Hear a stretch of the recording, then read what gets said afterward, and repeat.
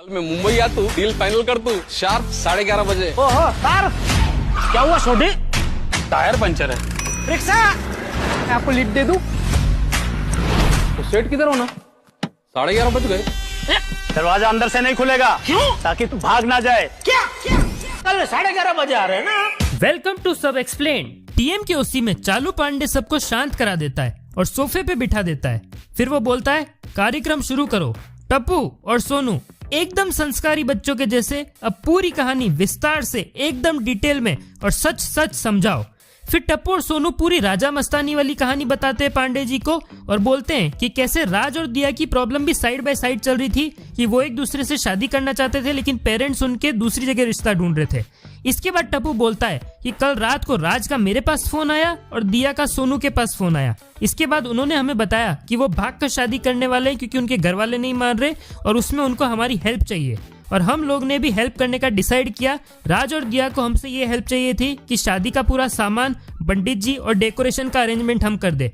इतना सुनते ही भिड़े जेठालाल के ऊपर कूद पड़ा कि देखो कितना निर्लज बेटा है तुम्हारा, अब ये काम करने लग गया है, लोगों की भगा भगा कर शादी करवाता है और साथ में मेरी प्यारी राजदुलारी भोली भाली परी जैसी सोनू को भी अपने इस काम में फंसा रहा है और एक दिन ऐसे ही करके उसको भी भगा के शादी कर लेगा। इतने में पांडे जी बोलते हैं चुप हो जाओ मास्टर जी, बच्चों को अपनी बात कंप्लीट करने दो। फिर टप्पू बोलता है रिलैक्स एंड चिल भिड़ अंकल, सोनू और टप्पू खाली बेस्ट फ्रेंड्स है और हाँ अगर किसी दिन शादी करनी हुई तो उसमें भगाने की क्या जरूरत है, परमिशन के साथ और आशीर्वाद के साथ शादी करेंगे।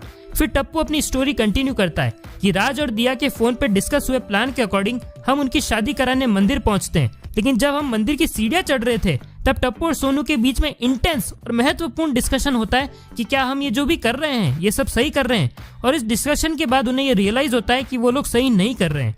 फिर वो राज और दिया के पास मंदिर पहुंचते हैं जहाँ राज और दिया तो शादी वाली ड्रेस में बिल्कुल तैयार होते हैं और एकदम उतावले हो रहे होते हैं शादी करने के लिए और वरमाला मांगते हैं टप्पू और सोनू से। फिर टप्पू और सोनू उन्हें वरमाला देने से मना कर देते हैं और कहते हैं कि हम ये शादी नहीं होने देंगे। राज और दिया बोलते हैं कि टाइम पास मत करो टप्पू सोनू, हम जो करने आए हैं यहाँ पे उसमें हमारी हेल्प करो। फिर टप्पू और सोनू उन्हें समझाते हैं कि माना तुम्हारे माता पिता नहीं मान रहे तुम्हारी शादी के लिए, लेकिन तुम एक बार फिर उन्हें समझाने की कोशिश करो क्योंकि असली शादी और परिवार वही होता है जिसमें माता पिता का आशीर्वाद और पति पत्नी के बीच में प्रेम हो।